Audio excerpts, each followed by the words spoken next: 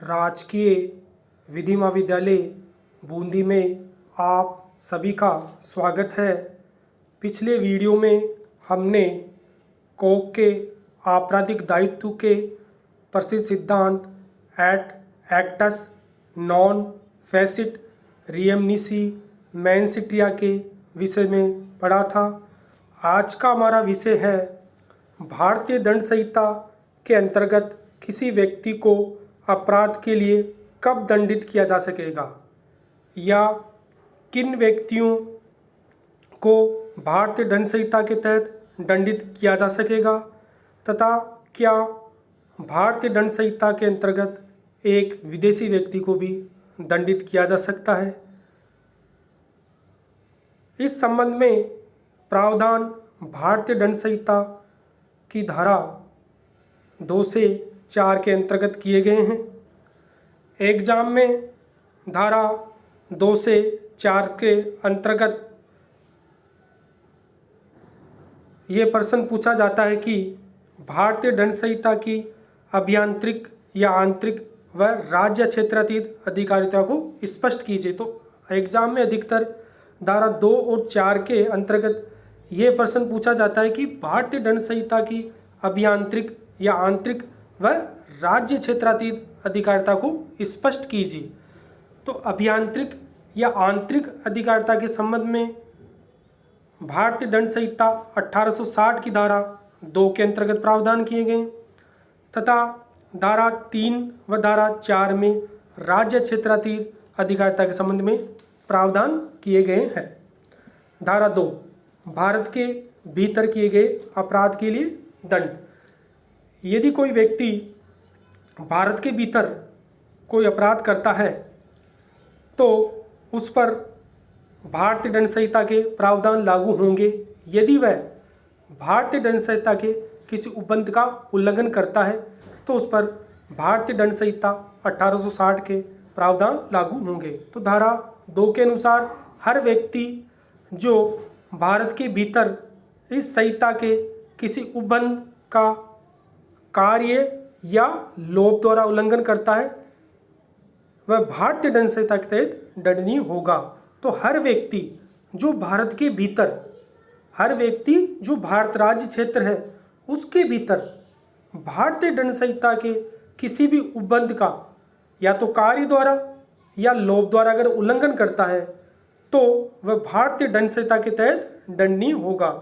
यदि कोई व्यक्ति भारत राज्य क्षेत्र के भीतर भारतीय दंड संहिता के किसी उपबंध का उल्लंघन करता है तो वह भारतीय दंड संहिता के तहत दंडनीय होगा। अतः हर व्यक्ति जो भारत के भीतर इस संहिता द्वारा दंडनीय कोई अपराध करता है वह भारतीय दंड संहिता के तहत दंडनीय होगा। इस धारा में व्यक्ति की राष्ट्रीयता, कोटि तथा जाति के आधार पर कोई अंतर नहीं किया गया है। अगर कोई भी व्यक्ति अगर भारत राज्य क्षेत्र के भीतर अगर कोई अपराध करता है तो उस पर भारतीय दंड संहिता के प्रावधान लागू होंगे और वह भारतीय दंड संहिता के तहत दंडनीय नहीं होगा। अतः यदि एक विदेशी व्यक्ति भी भारत के भीतर, यदि कोई विदेशी व्यक्ति भी भारत के भीतर भारतीय दंड संहिता के तहत दंडनीय कोई अपराध करता है तब उसे भारतीय दंड संहिता के तहत दंडनीय किया जा सकेगा। यदि कोई विदेशी व्यक्ति भी अगर भारत राज्य क्षेत्र के भीतर अगर भारतीय दंड संहिता के तहत दंडनीय कोई अपराध करता है तो उस पर भारतीय दंड संहिता 1860 के प्रावधान लागू होंगे और उसे भारतीय दंड संहिता के तहत दंडनीय किया जा सकता है। अतः कोई भी व्यक्ति यदि भारत राज्य क्षेत्र के भीतर भारतीय दंड संहिता के उपबंधों के विरुद्ध अगर कोई कार्य करता है तो धारा 2 के तहत वह भारतीय दंड संहिता के तहत दंडनीय होगा। इस संबंध में मोबार अली की बनाम बम्बई राज्य AIR 1957 सुप्रीम कोर्ट का वाद महत्वपूर्ण है। ये एक विदेशी नागरिक के संबंध में वाद महत्वपूर्ण है। यदि कोई व्यक्ति, कोई विदेशी व्यक्ति अगर कोई भारत में अपराध करता है तो उस पर धारा 2 के तहत वह भारतीय दंड संहिता के तहत ही दंडनीय होगा। इस मामले के तथ्य इस प्रकार थे कि पाकिस्तानी नागरिक मतलब विदेशी नागरिक अभियुक्त ने कराची से पत्र, तार व टेलीफोन के द्वारा बम्बई में मतलब भारत में परिवादी को मिथ्या व्यपदेशन किया, जिस पर परिवादी ने विश्वास करते हुए अभियुक्त के अभिकर्ता को बम्बई में कुछ राशि का भुगतान किया। तो उच्चतम न्यायालय ने ये अभिनिर्णय किया कि अभियुक्त एक पाकिस्तानी नागरिक मतलब विदेशी नागरिक होने के बावजूद भारतीय न्यायालयों के अधीन है और वह छल के अपराध के लिए उत्तरदायी होगा। अतः अगर कोई विदेशी नागरिक भारत राज्य क्षेत्र के भीतर कोई अपराध करता है, भारतीय दंड संहिता के तहत दंडनीय किसी उपबंध का उल्लंघन करता है, तो उसको भारतीय दंड संहिता के तहत दंडनीय किया जा सकता है।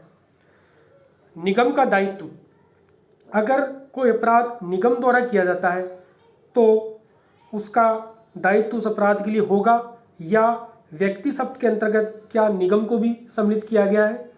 तो व्यक्ति शब्द को भारतीय दंड संहिता 1860 की धारा 11 के अंतर्गत परिभाषित किया गया है, जिसके अनुसार व्यक्ति शब्द के अंतर्गत कंपनी या संगम या व्यक्तिक निकाय, चाहे वह निगमित हो या नहीं हो, व्यक्ति शब्द के अंतर्गत आता है।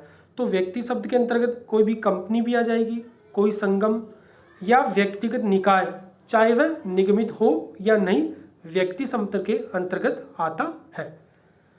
धारा 2 में प्रयुक्त अभिव्यक्ति हर व्यक्ति में प्राकृतिक व्यक्ति व विधिक व्यक्ति दोनों ही आने चाहिए। प्राकृतिक व्यक्ति और विधिक व्यक्ति दोनों ही आने चाहिए, परंतु कुछ अपराध ऐसे होते हैं जिन्हें केवल मनुष्य ही कारित कर सकता है, जिन्हें केवल मनुष्य या ह्यूमन बीइंग ही कारित कर सकता है। जैसे सरकार के विरुद्ध युद्ध करना, मिथ्या साक्ष्य देना, बलात्संग करना इत्यादि अपराधों को केवल मनुष्य ही कारित कर सकता है, निगम कारित नहीं कर सकता। परंतु कुछ अन्य अपराधों के लिए निगम को दोषित किया जा सकता है, और यदि ऐसा अपराध निगम के प्राधिकार में किया जाता है तो निगम के निदेशकों को दंडित किया जा सकता है। अब एक महत्वपूर्ण प्रश्न आता है कि स्वामी का दायित्व। क्या स्वामी सेवक के कार्यों के लिए, सेवक के किए गए आपराधिक कार्यों के लिए स्वामी दायित्वधीन होता है? सेवक ने अगर कोई आपराधिक कार्य किया है तो क्या उसके लिए स्वामी को दायित्व ठहराया जाएगा? तो सामान्यतः तो नियम यही है कि अगर कोई सेवक आपराधिक कृत्य करता है तो उसके लिए स्वामी का कोई उत्तरदायित्व नहीं होता है।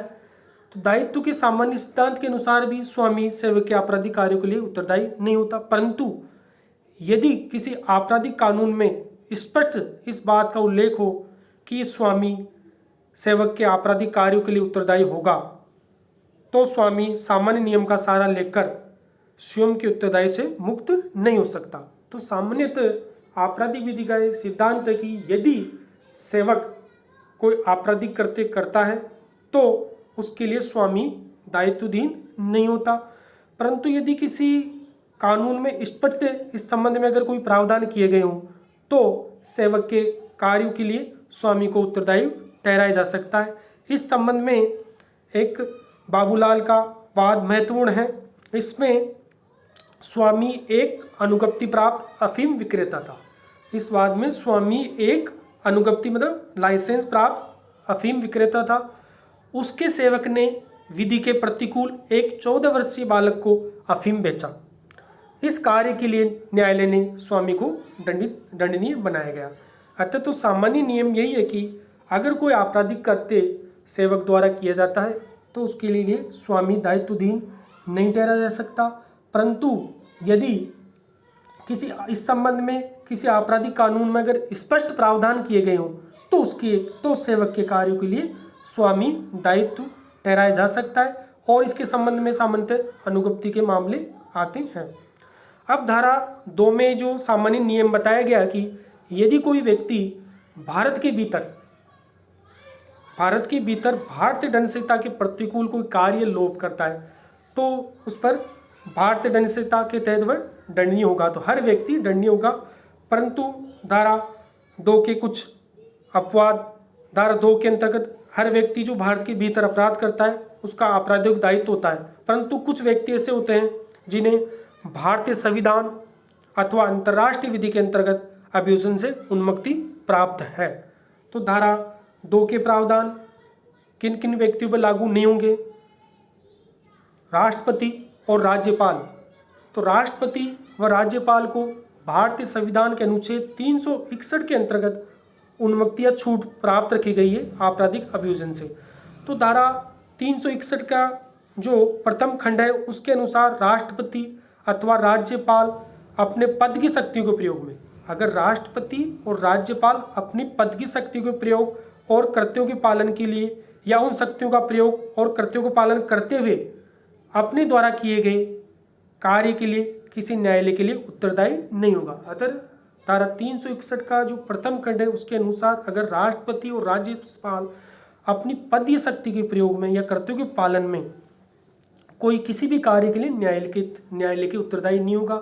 और धारा 361 के जो द्वितीय खंड के अनुसार राष्ट्रपति या राज्यपाल के विरुद्ध उसकी पदावधि के दौरान किसी न्यायालय में किसी प्रकार की दंडिक कार्रवाई संसिद्ध नहीं की जाएगी। मतलब राष्ट्रपति और राज्यपाल में को उसकी पदावधि के दौरान किसी भी न्यायालय में दंडिक कार्रवाई संसिद्ध नहीं की जाएगी या चालू नहीं रखी जाएगी। और धारा 361 के खंड 3 के अनुसार राष्ट्रपति या राज्यपाल की पदावधि के दौरान उसकी गिरफ्तारी या कारावास के लिए न्यायालय में कोई आदेशिका नहीं निकाली जाएगी। तो राष्ट्रपति व राज्यपाल को भारतीय संविधान के अनुच्छेद 361 के अंतर्गत उन्मुक्ति प्राप्त है। इसी प्रकार अंतर्राष्ट्रीय विधि में भी आपराधिक अभियोजन से कुछ व्यक्तियों को उन्मुक्ति प्रदान की गई, जिसमें विदेशी प्रभु को। तो विदेशी प्रभु अपने राष्ट्र का सर्वोच्च प्राधिकारी होता है, अतः वह अन्य देशों की अधिकारिता के अधीन नहीं है। वह संपूर्ण स्वतंत्र है और अपने देश की मर्यादा का प्रतीक होता है। तो विदेशी प्रभु को भी छूट प्राप्त है। ऐसे ही राजदूत भी अन्य देशों में अपने देश के प्रभु का प्रतिनिधित्व होता है और इस कारण वह प्रभु की तरह ही अभियोजन से उन्मुक्ति प्राप्त है। नेक्स्ट है अन्य देश से शत्रु। अन्य देश से शत्रु के युद्ध के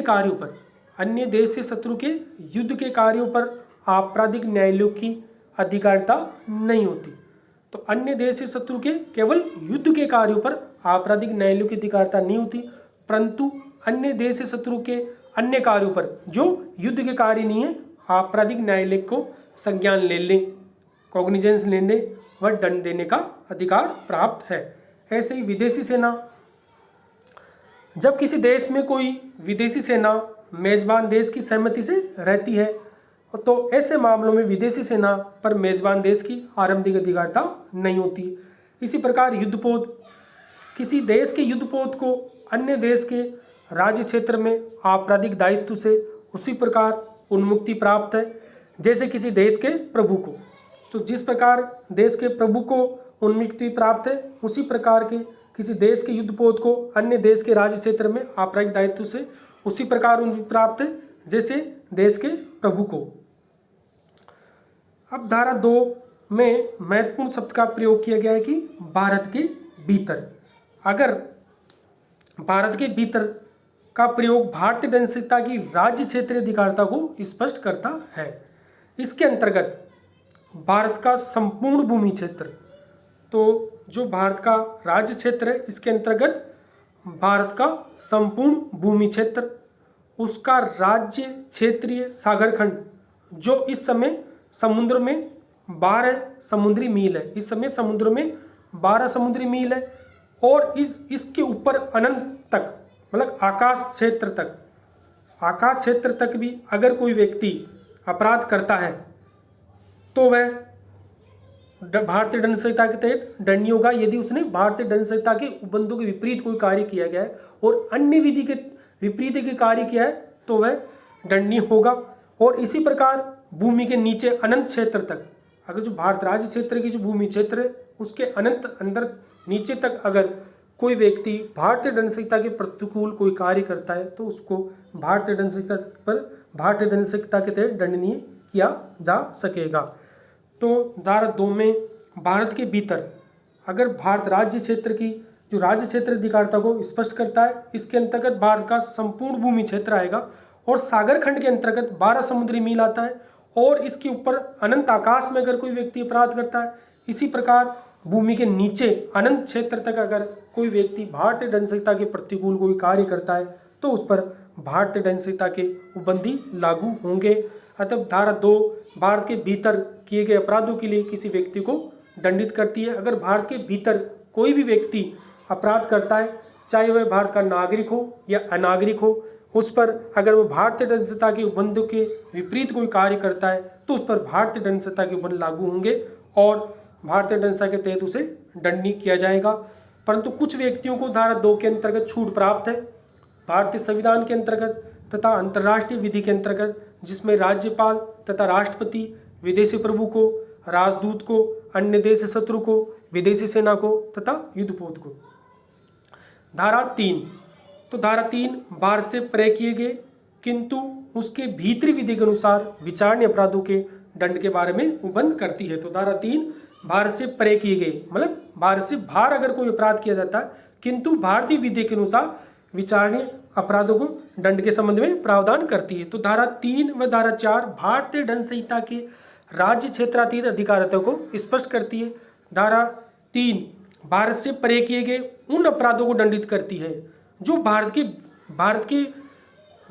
के भीतर विधि के अनुसार विचारणीय हो। तो उन अपराधों को दंडित करती है जो भारत के भीतर विधि के अनुसार विचारणीय हो। इस धारा के उपबंध के अनुसार जब किसी व्यक्ति का भारत से परे किए गए, मतलब भारत के बाहर कोई अपराध करता है, अपराध के लिए भारतीय विधि के अनुसार विचारण किया जा सकता है, तो भारत से परे किए गए किसी कार्य के लिए भी उसे भारतीय दंड संहिता के उपबंधों के अनुसार उसको भारतीय दंड संहिता के उपबंधों के अनुसार बरता जाएगा, जैसा कि उसने भारत के भीतर ही कोई कार्य किया गया हो। तो धारा 3 ऐसे अपराधों को दंड के बारे में भारतीय दंड संहिता प्रावधान लागू होते हैं यदि वो भारत के परे, मतलब भारत के बाहर, मतलब विदेश में अगर कोई अपराध करता है परंतु उसका विचारण भारतीय विधि के अनुसार किया जा सकता है तो उसको भारतीय दंड संहिता के तहत दंडनीय किया जा सकता है। तो धारा 3 में प्रयुक्त शब्दों किसी भारतीय विधि के अनुसार के प्रयोग से इस धारा को प्रत्यर्पण विधि 1962 तथा दंड प्रक्रिया संहिता 1973 की धारा 188 और धारा 189 के अंतर्गत उल्लेखित मामलों तक ही सीमित कर दिया गया है। प्रत्यर्पण अधिनियम 1962 की धारा 34 के अनुसार किसी विदेशी राज्य में किसी व्यक्ति द्वारा किया गया कोई प्रत्यर्पण अपराध, यदि कोई विदेशी राज्य में किसी व्यक्ति द्वारा किया गया कोई प्रत्यर्पण अपराध भारत में किया गया समझा जाएगा और ऐसे व्यक्ति ऐसे अपराध के लिए भारत में अभियोजित किया जाने का दायी होगा। इसी प्रकार दंड प्रक्रिया संहिता 1973 की धारा 188 के अनुसार जब कोई अपराध भारत से बाहर, यदि कोई अपराध भारत से बाहर भारत के किसी नागरिक द्वारा खुले समुद्र या अन्यत्र, तो दंड प्रक्रिया संहिता 1973 की धारा 188 के अनुसार जब कोई अपराध भारत के बाहर भारत के किसी नागरिक द्वारा, अगर भारत का नागरिक भारत के बाहर अगर कोई भी अपराध करता है या किसी व्यक्ति द्वारा, कोई भी व्यक्ति हो चाहे वो भारत का नागरिक हो या अनागरिक हो, भारत में रजिस्टर्ड किसी पोत या विमान पर अगर कोई अपराध किया जाता है तब उस अपराध के बारे में उसके विरुद्ध ऐसे कार्रवाई की जा सकेगी मानो वह अपराध भारत के अंदर उस स्थान में किया गया हो जहाँ वह पाया गया हो। तो दंड प्रक्रिया संहिता 1973 की धारा 188 के अनुसार अगर कोई व्यक्ति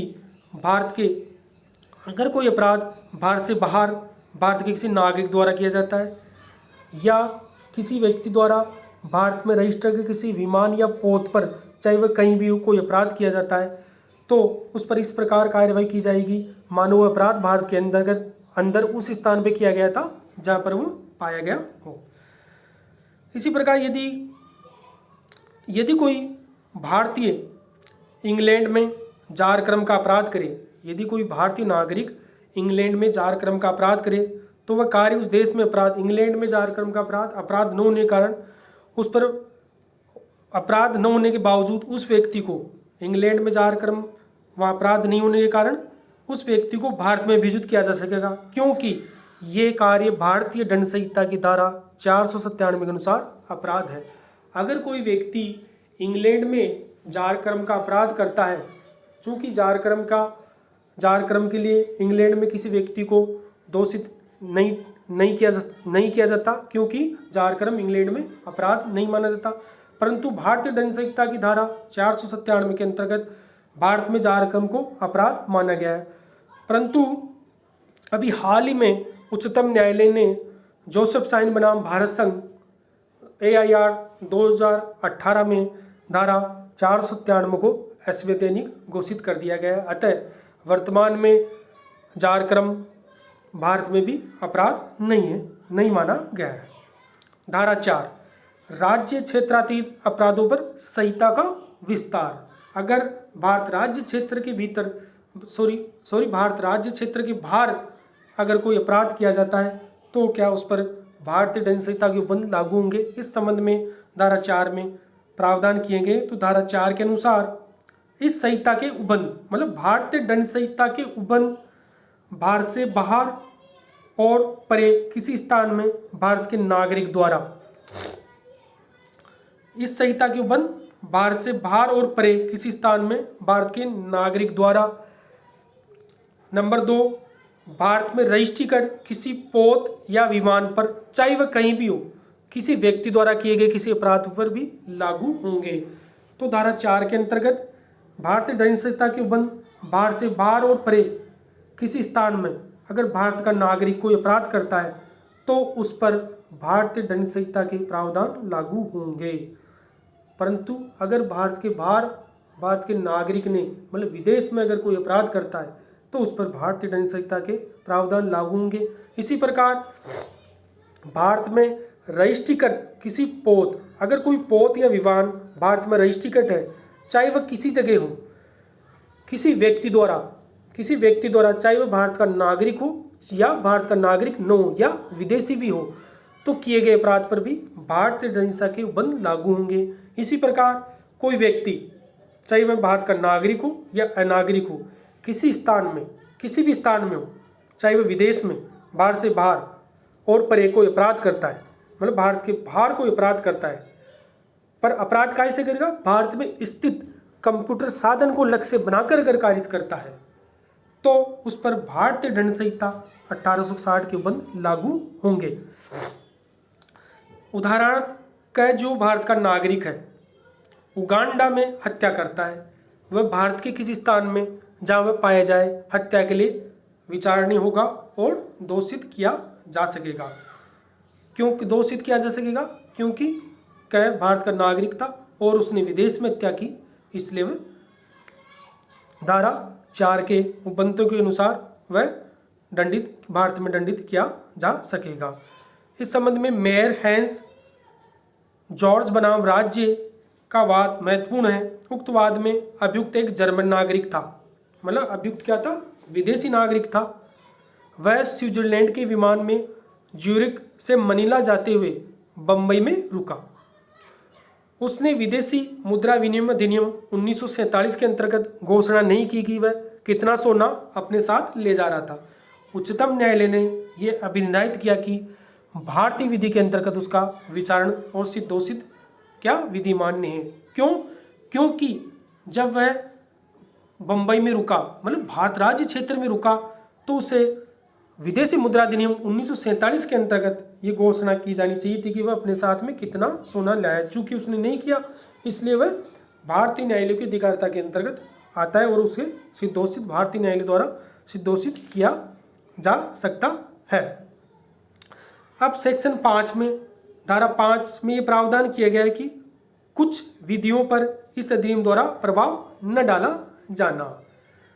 तो धारा 5 में ये प्रावधान किए गए हैं कि कुछ विधियां द्वारा भारतीय दंड संहिता पर प्रभाव नहीं डाला जाएगा। तो धारा 5 के अनुसार भारत सरकार की सेवा के अफसरों, सैनिकों, नौसैनिकों या वायु सैनिकों द्वारा विद्रोह और अभियोजन को दंडित करने वाले किसी अधिनियम के उपबंधों पर, तो भारत सरकार की सेवा के अफसरों, सैनिकों, नौसैनिकों या वायु सैनिकों द्वारा विद्रोह और अभियोजन को दंडित करने वाले किसी अधिनियम के उपबंधों पर भारतीय दंड संहिता का कोई प्रभाव नहीं रहेगा, या किसी विशेष या स्थानीय विधि के उपबंधों पर भी भारतीय दंड संहिता के उपबंधों को प्रभाव नहीं डाले जाएगा। किसी भी व्यक्ति को यदि कोई कार्य किसी विशेष विधि या स्थानीय विधि या भारतीय दंड संहिता दोनों के अंतर्गत उसको दंडित किया जा सकता हो। किसी भी परिस्थिति में किसी व्यक्ति को किसी भी परिस्थिति में किसी व्यक्ति को विशेष या स्थानीय विधि या भारतीय विधि दोनों के अंदर दंडित नहीं किया जा सकता। तो विशेष विधि को भारतीय दंड संहिता 1860 की धारा 41 में परिभाषित किया गया है तथा स्थानीय विधि को धारा 42 में परिभाषित किया गया है। तो विशेष विधि वह विधि है जो किसी विशिष्ट विषय को लागू हो, जैसे एनडीपीएस एक्ट। इसी प्रकार धारा 42 के अनुसार स्थानीय विधि वह विधि है जो भारत के किसी विशिष्ट भाग को लागू हो, जैसे राजस्थान एक्साइज एक्ट। तो अगर कोई कार्य विशेष विधि या स्थानीय विधि या भारतीय दंड संहिता के तहत दंडनीय है तो उसको दोनों विधि के तहत दंडनीय नहीं किया जा सकता, एक ही विधि से दंडनीय किया जाएगा। तो धारा 2 से धारा 4 के अंतर्गत भारतीय दंड संहिता के आंतरिक तथा राज्य क्षेत्र अधिकारिता के संबंध में प्रावधान किए गए हैं। धारा 2 के अंतर्गत अगर कोई व्यक्ति भारत के भीतर भारतीय दंड संहिता के उपबंधों के विपरीत अगर कोई कार्य करता है तो वह भारतीय दंड संहिता के तहत दंडनीय होगा। अतः कोई विदेशी व्यक्ति भी अगर भारत के भीतर अपराध करता है तो वह भारतीय दंड संहिता के तहत दंडनीय होगा। इसी प्रकार धारा 3 के अनुसार भारत से परे किए गए किंतु भारतीय विधि के अनुसार विचारणीय अपराधों पर भी भारतीय दंड संहिता के उपबंध लागू होंगे। और धारा 4 के अनुसार भारतीय दंड संहिता के उपबंध भारत से बाहर और परे किसी स्थान पर अगर भारत का नागरिक कोई अपराध करता है तो उस पर भारतीय दंड संहिता के प्रावधान लागू होंगे। इसी प्रकार भारत में रजिस्ट्री टिकट किसी पोत या विमान पर, चाहे वह कहीं भी हो, कोई भी व्यक्ति, चाहे वह भारत का नागरिक हो या अनागरिक हो, किए गए किसी अपराध पर भी भारतीय दंड संहिता के प्रावधान लागू होंगे। इसी प्रकार कोई व्यक्ति, चाहे वह भारत का नागरिक हो या अनागरिक हो, किसी स्थान में भारत से बाहर चाहे विदेश में कोई अपराध भारत में स्थित कंप्यूटर साधन को लक्ष्य बनाकर कारित करता है तो उस पर भी भारतीय दंड संहिता के प्रावधान लागू होंगे। Thank you.